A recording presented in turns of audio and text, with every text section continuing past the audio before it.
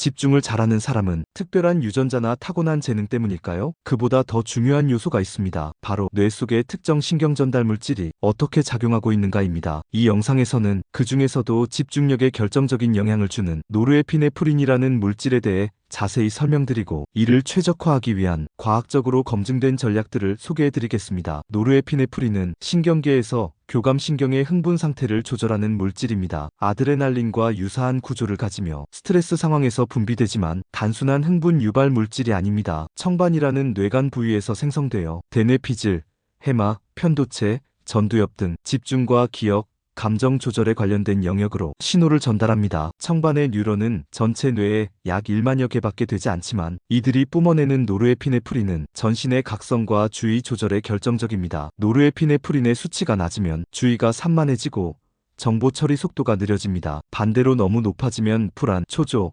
예민함이 증가하면서 오히려 집중이 방해받습니다. 집중력 향상의 최적인 상태는 중간 정도의 각성입니다. 이 원리를 설명하는 대표적인 이론이 여키스 도슨 법칙입니다. 이 법칙에 따르면 과제 수행 능력은 각성 수준과 종 모양의 관계를 보이며 너무 낮거나 너무 높은 각성 상태에서는 집중력이 저하됩니다. 이제 실질적으로 노르에피네프린을 중간 수준으로 조절할 수 있는 방법들을 소개드리겠습니다. 첫 번째는 수면 각성 리듬 관리입니다. 노르에피네프린 분비는 밤에는 줄고 아침에는 증가하는 경향을 보입니다. 따라서 매일 일정한 시간에 기상하고 기상 직후 햇빛을 쬐는 것이 중요합니다. 햇빛은 망막을 통해 시신경을 자극하고 시각교 차상액과 청반에 신호를 보내 하루 리듬을 초기화시킵니다. 수면 시간이 불규칙하거나 기상 후 어두운 환경에 오래 머무르면 청반의 활성도 낮아지고 그에 따라 노르에피네프린의 자연스러운 분비도 줄어듭니다. 두 번째는 고강도 신체 활동입니다. 청반은 격한 움직임에 민감하게 반응하며 운동 직후 일시적으로 노르에피네프린 분비가 급증합니다. 예를 들어 5분간 전력으로 계단을 오르거나 30초간 버피 테스트를 반복하는 것처럼 짧고 강한 자극은 이후 30분에서 90분 동안 주의력과 작업 기억 능력을 증가시키는 효과를 보입니다. 이 효과는 여러 연구에서 일관되게 확인되고 있으며 특히 공부 전, 중요한 회의 전 등 고도의 집중력이 필요한 시점에 활용하기 좋습니다. 세 번째는 카페인입니다. 카페인은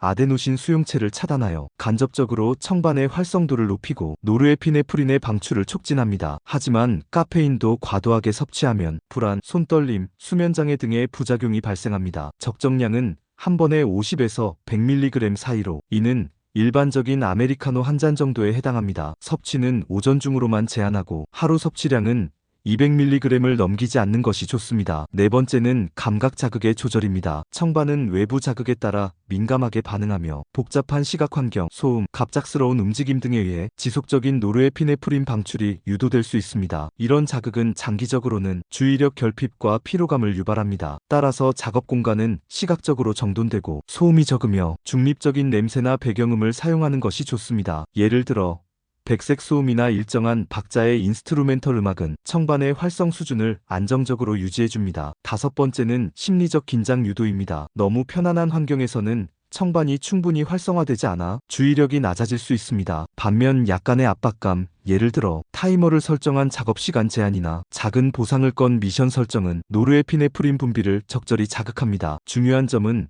이 긴장이 통제 가능한 수준이어야 한다는 것입니다. 지나친 압박은 반대로 청반의 과활성화를 유도하여 불안 반응을 높이고 집중을 방해하게 됩니다. 마지막으로 중요한 것은 이러한 전략들을 상황에 따라 유연하게 조합하는 것입니다. 노르에피네프린은 하루 중 시각, 활동, 환경, 정서 상태에 따라 수시로 변동되며 이를 인식하고 조절하는 습관이 쌓일수록 집중력을 유지하는 능력도 향상됩니다. 정리하면 노르에피네프린은 단순한 흥분 물질이 아니라 뇌가 외부 자극 중 어떤 것에 주의를 기울일지를 선택하도록 돕는 주의 필터 역할을 합니다. 이 필터가 지나치게 열려 있어도 문제고 너무 닫혀 있어도 문제입니다. 적절한 자극과 리듬을 통해 이 필터의 민감도를 조절하는 것이 바로 집중력 향상의 신경과학적 핵심 전략입니다. 이제 여러분도 의지만이 아니라 뇌의 메커니즘을 이해하고 활용하는 방식으로 집중력을 조절할 수 있습니다.